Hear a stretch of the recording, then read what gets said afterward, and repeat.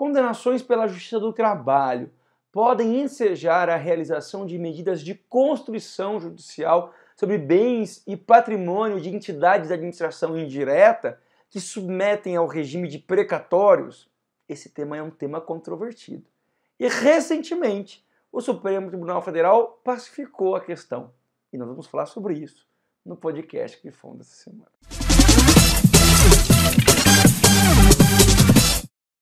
O Supremo Tribunal Federal entendeu há algum tempo que nem todas as entidades da administração indireta que gozam de personalidade jurídica de direito privado, ou seja, empresas públicas, sociedade de economia mista,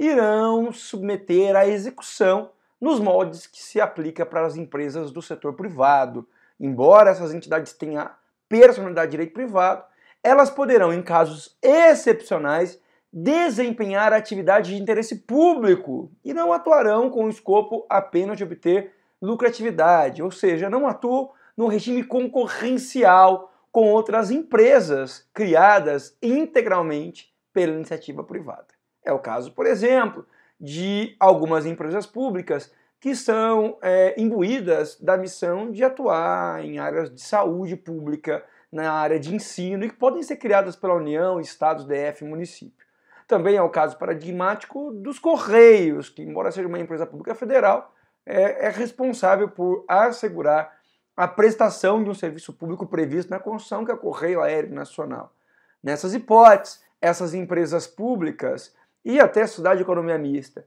que desempenham atividades de interesse público e não se submetem ao regime concorrencial, a execução das condenações impostas pelo Poder Judiciário seguirá as regras previstas no artigo 100 da Constituição Federal, que diz respeito ao sistema de precatórios, ou seja, as condenações judiciais transitadas em julgado serão pagas por essas entidades de administração indireta, que podem ser criadas pela União, Estados, DF e município, sem que se aplique o sistema de execução do Código de Processo Civil, que é oponível para as empresas privadas em geral. E justamente por isso, o Supremo Tribunal Federal entendeu que o regime de precatórios deverá ser observado, inclusive, para o pagamento de condenações trabalhistas, em razão de ações judiciais, reclamações trabalhistas, movidas por antigos empregados públicos dessas entidades de administração indireta, em relação às referidas entidades de direito privado, mas que atuam na prestação de serviço público.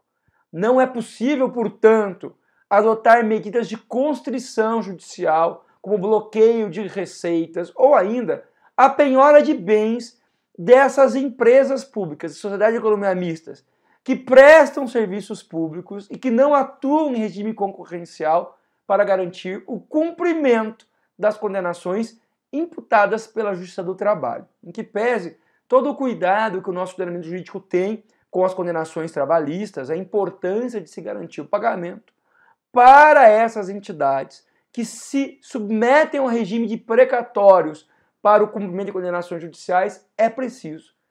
observar integralmente esse regime de precatórios, inclusive para o cumprimento de condenações impostas pela Justiça do Trabalho. E o fundamento que o Supremo adotou para ancorar esse posicionamento é que essas empresas públicas e sociedade de economia mista, que não atuam em regime concorrencial, precisam submeter a todas as regras de programação, porque elas, via de regra, recebem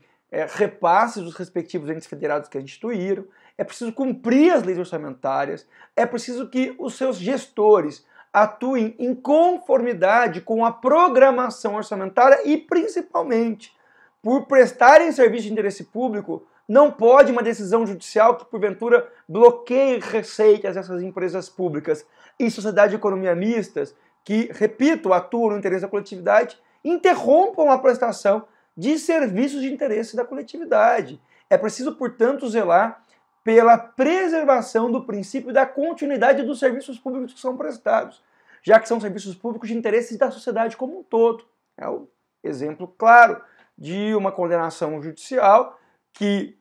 porventura, levou ao bloqueio de receitas dos Correios, e os Correios ficariam impossibilitados de prestar esse serviço de correio aéreo nacional, prejudicando o país como um todo.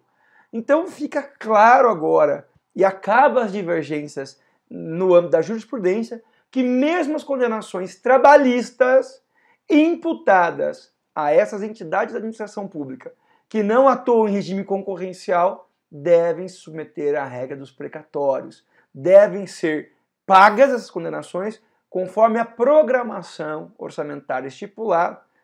e as regras que orientam o pagamento de forma isonômica dessas condenações previstas no artigo 100 da Constituição Federal. Já na hipótese de empresas públicas e sociedade de economia mista que atuam em regime concorrencial, que atuam em atividades econômicas e obtêm lucratividade, aí sim é possível o bloqueio de bens, é possível a penhora do seu patrimônio para que haja o cumprimento de decisões judiciais. Gostou do podcast que foi dessa semana? Eu espero que sim, mais uma vez. Vim aqui agradecer a audiência de vocês, reiterar nosso compromisso de publicar semanalmente notícias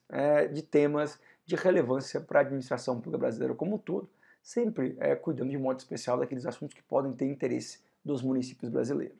Lembro que nossas publicações estão disponíveis no nosso canal no YouTube, você pode acessar a notificação para a semana que vem já receber, assim que nós publicarmos o novo podcast, o aviso de que houve a publicação e se inteirar de modo imediato da publicação. E também estamos nas plataformas de streaming digital, como o Spotify. Por fim, eu quero convidá-los, para quem ainda não conhece, para que vocês conheçam o EAD Grifon,